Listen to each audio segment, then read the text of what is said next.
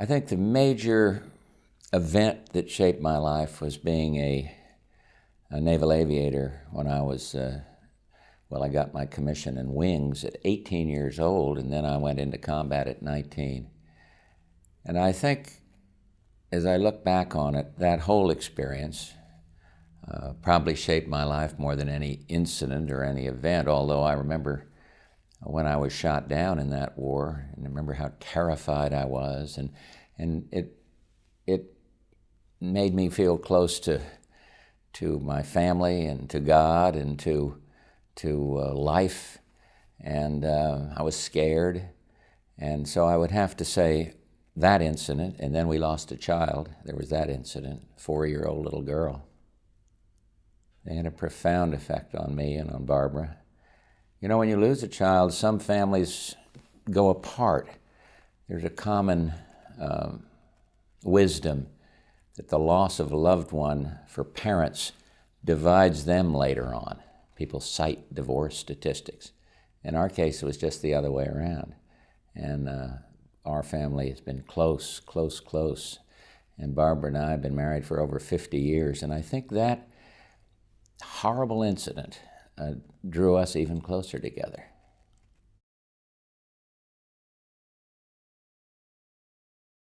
The word integrity to me means being honest, means that your word is good for something. I learned business. I was in business years ago out in West Texas in the late 40s and early 50s.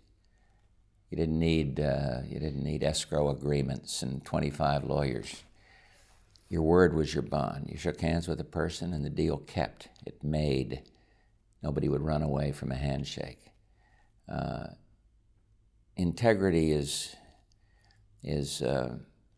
having your word of honor so sacrosanct that others trust you.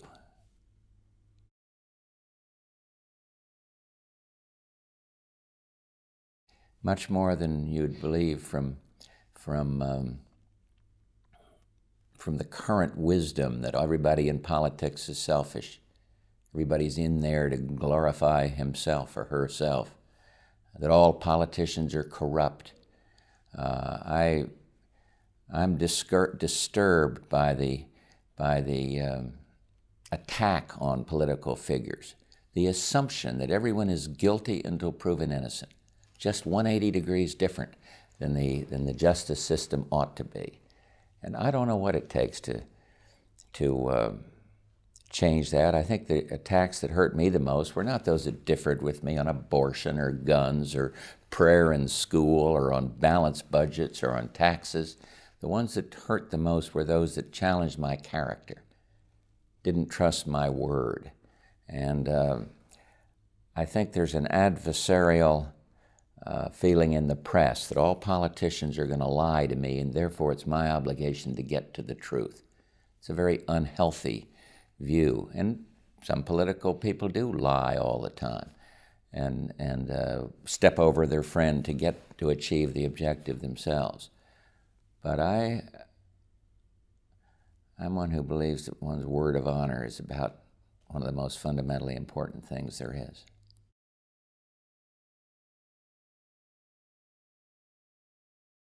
Well, this may sound like a cliche, but the proudest moment, or put it this way, the proudest thing in my life is that my children came home. The proudest moment was,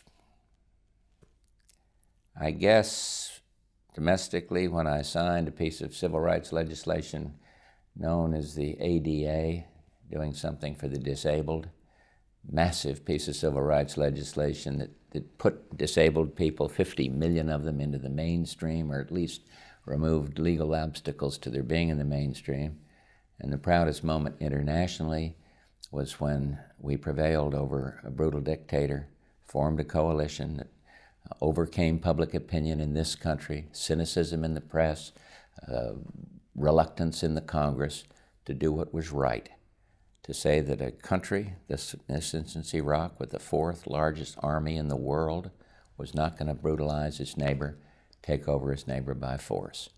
And it was proud for me because I was privileged to be the commander-in-chief. But I'm not quite egotistical enough to feel that it was anything but a team, a classic victory of young soldiers working together, of sound diplomats doing their best, and of a country coming together to make a profound moral statement. Aggression will not stand.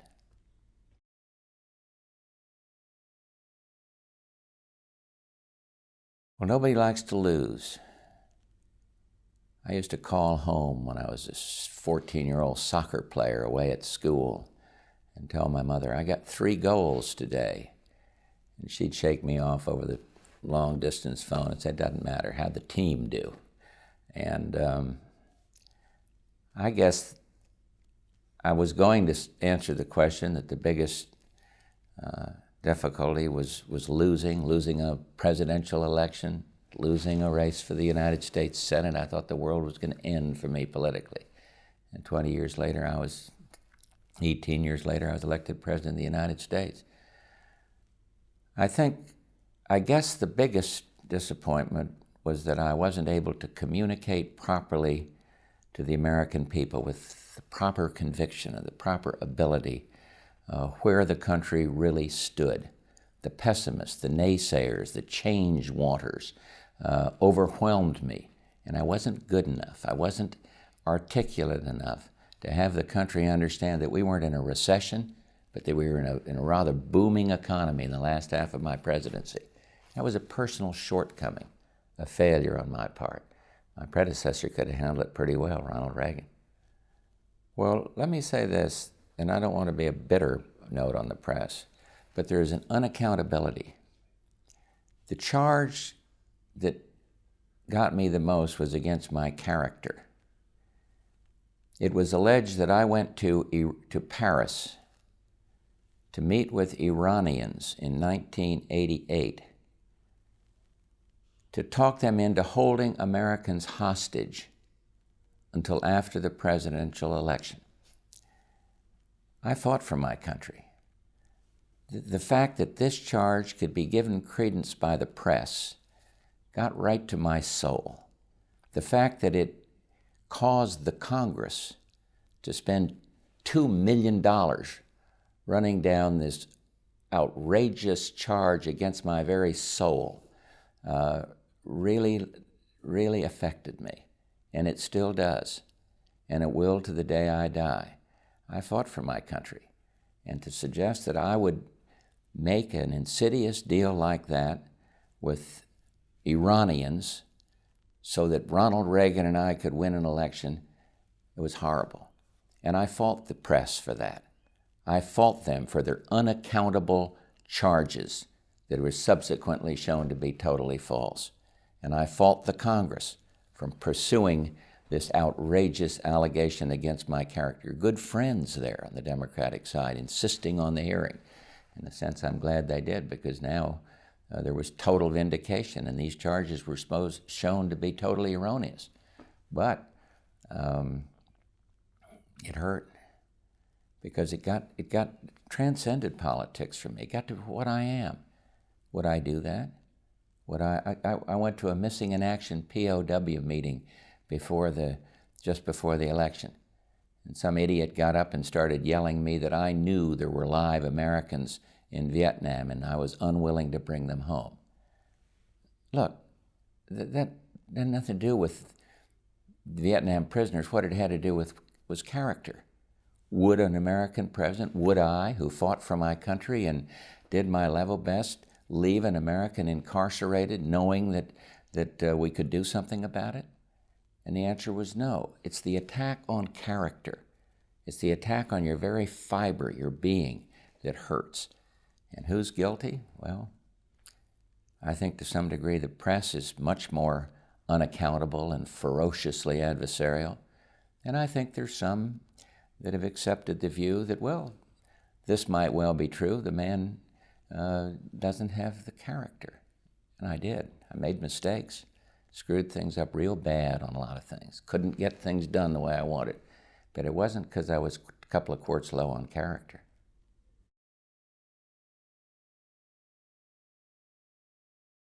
If you're attacked personally, you have to basically ignore it. You got to go back in history and recognize that there's nothing new here. It's more, I'd say, more vindictive, more outrageous, more unaccountable.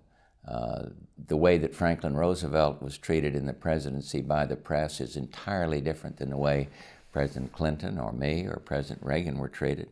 There's been an evolution of incivility, but that isn't to say that there weren't in our history ferociously nasty editorials and charges and countercharges that weren't true.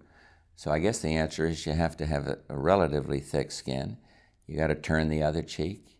You got to try to do what your little kid in high school, make friends and go the extra mile to see that the critic knows where you're coming from.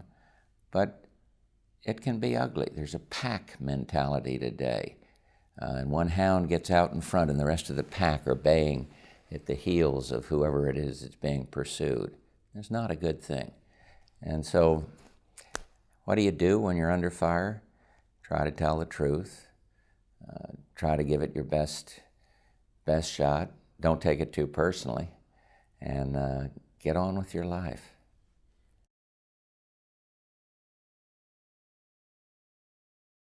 I think that's absurd. I don't believe it for a minute that he would have on his conscience the death of those people in the battleship that's lying that you can see today.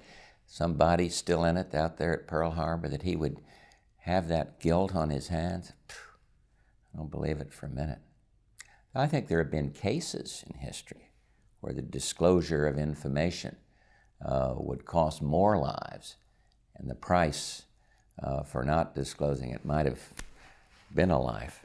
But, I think commanders-in-chief face dilemmas, but I don't think Roosevelt would ever be guilty of permitting a Pearl Harbor so as he could mobilize public opinion to bring the United States into the war on the side of our allies against fascism and our side of our allies against imperialism.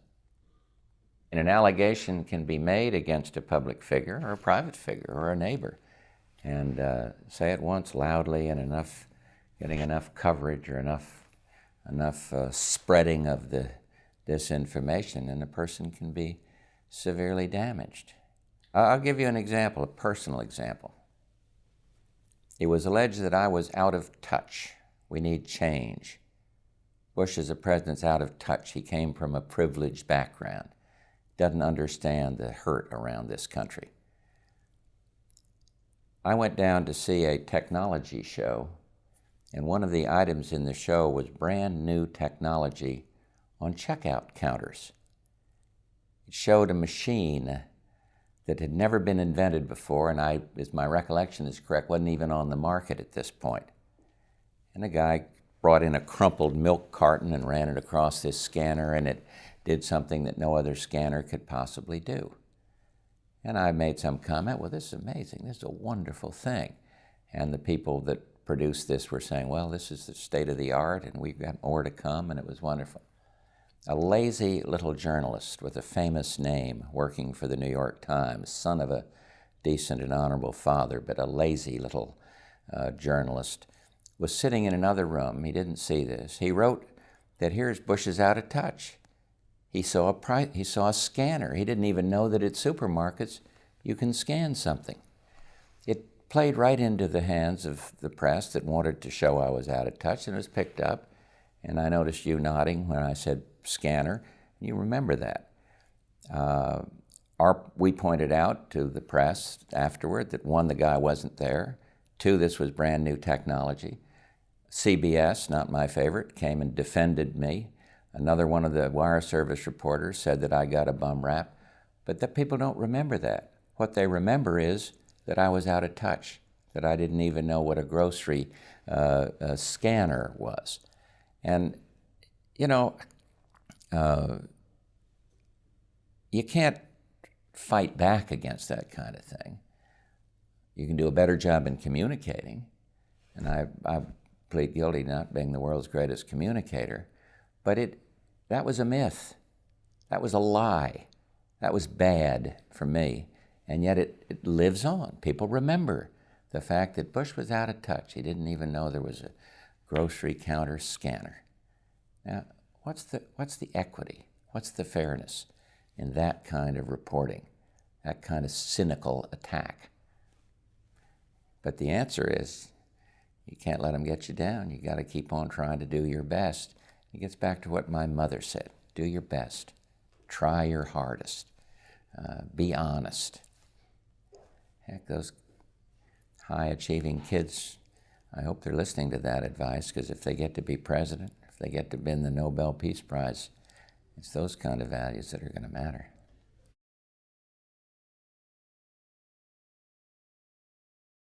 Well, Abraham Lincoln truly inspired me. And it wasn't just the freeing of the slaves. He kept the Union together. Some people even forget that today. But what I think inspired me was the fact that in spite of being the President of the United States, he retained a certain down-to-earth quality. Never got to be a big shot and cared about people.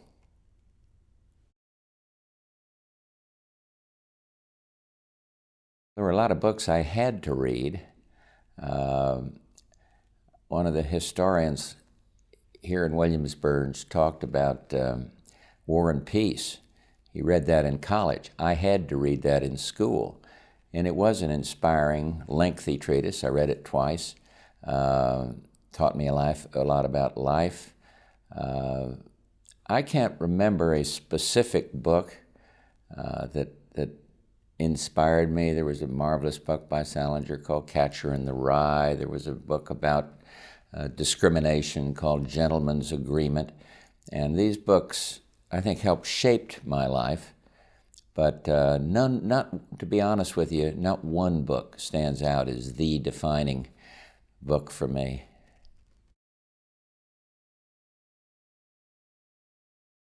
Passion is terribly important. You've got to feel something strongly. If you don't feel something strongly, you're not going to achieve. You're not going to go the extra mile. Passion is important in relationships, important in a man-woman relationship, letting the other person know that you really love her and that you care. And so it's a powerful word, but without passion, without really believing something, it's hard to achieve.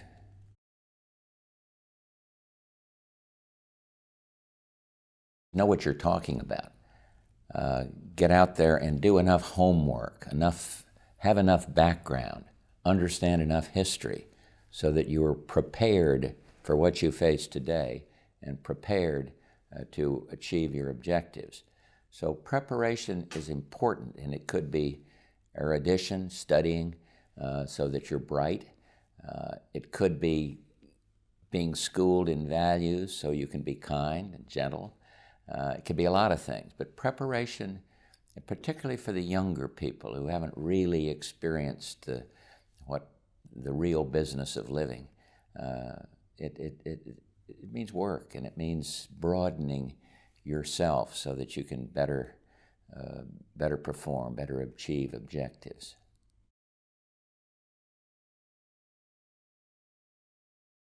To achieve, you're going to have to persevere. And by that it means that you can't let a roadblock turn you around. You can't expect life's path to be totally smooth. You're going to have to overcome adversity. And perseverance means the strength to prevail, to achieve your objective. And I think if I were a high-achieving high school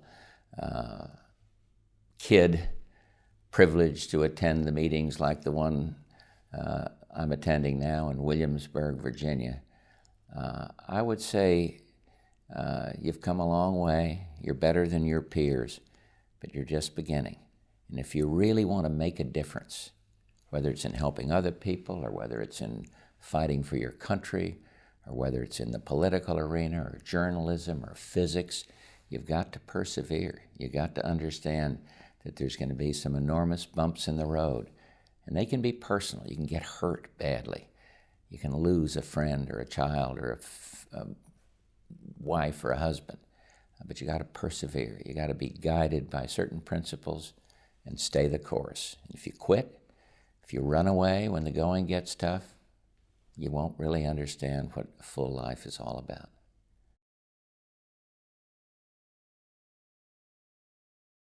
Courage is a terribly important value. It means you don't run away when things are tough. It means you don't turn away from a friend when he or she is in trouble. It means standing up against the majority opinion. It means, in a fundamental sense, it means, are you willing to give your life so somebody else can save his or hers? Courage is terribly important. There's a lot of people who won't wear it on their sleeve or display it through some heroic act. But courage is having the strength to do what's honorable and decent.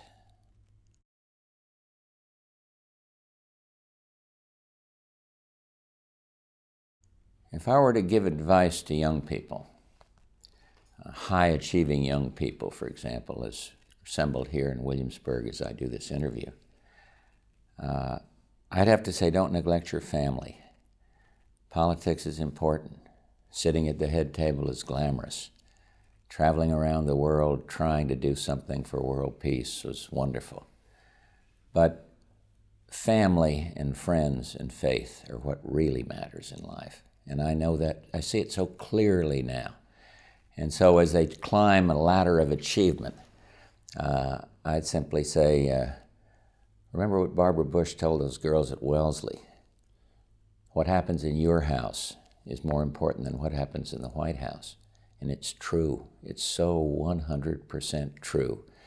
And that means each of these achievers must find some way to not only stay in touch with family, but to help others who might not be blessed with family, to strengthen the American family. And so it's family and it's faith and it's friends, and it's not the glamour of the presidency or the wonder of going to receive the Nobel Prize. All those are important, of course, but maybe it's just that I'm 71 years old now, but it's family and it's faith and it's friends. And I would tell them that. I say, don't forget that. In your brilliance, don't turn your back on your friends. Don't think you're entitled to something because you're smarter than the next guy.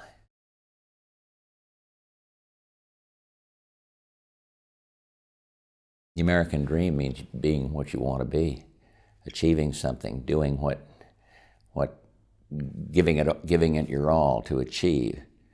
But it means helping others. It means understanding that we are the kindest and most generous nation in the face of the world. We got huge social problems. But I'm afraid that some bright young people today and older people don't really appreciate the blessings of living in the most decent, strongest, fairest, most generous country on the face of the earth. And I say that with some historical perspective. So the American dream means giving it your all, trying your hardest, accomplishing something, and then I'd add to that giving something back. No definition of a successful life can do anything but include serving others.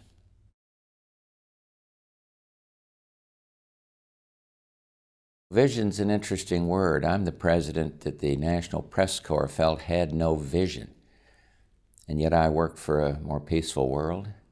And we did something to say to a totalitarian dictator in Iraq, you're not going to take over your neighboring country. There was a vision there, which was peace.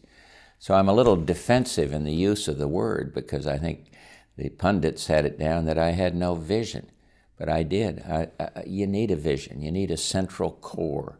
You need to say, here's what I'm going to try to do to make life better for others. And it doesn't have to be proclaimed in the fanciest prose.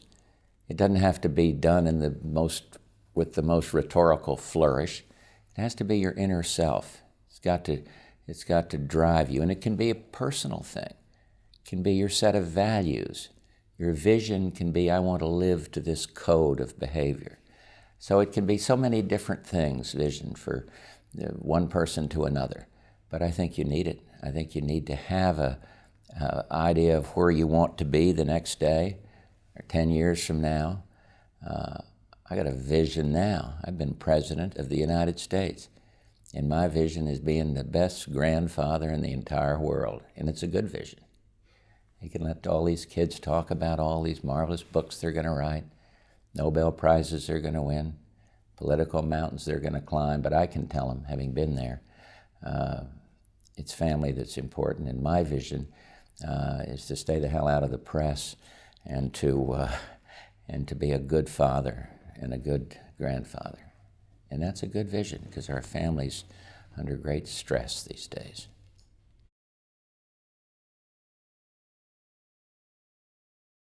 Nobody's ever accused me of being a superior communicator. If I could have conveyed to the American people the concerns I had and my heartbeat a little more clearly, maybe I would not be unemployed and retired, and I might not be this happy either. But I learned a lot from Ronald Reagan about communication. Never got to be in his league in terms of it, but he could say something, and the American people might not agree with the issue, but they could empathize with this. He could communicate in a marvelous way with humor and conviction.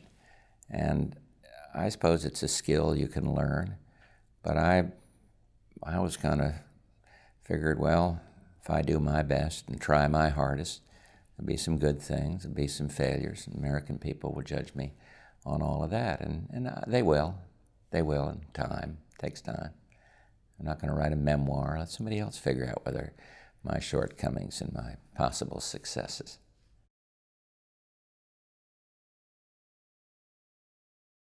I don't want to be called a senior citizen. I feel like a spring cold.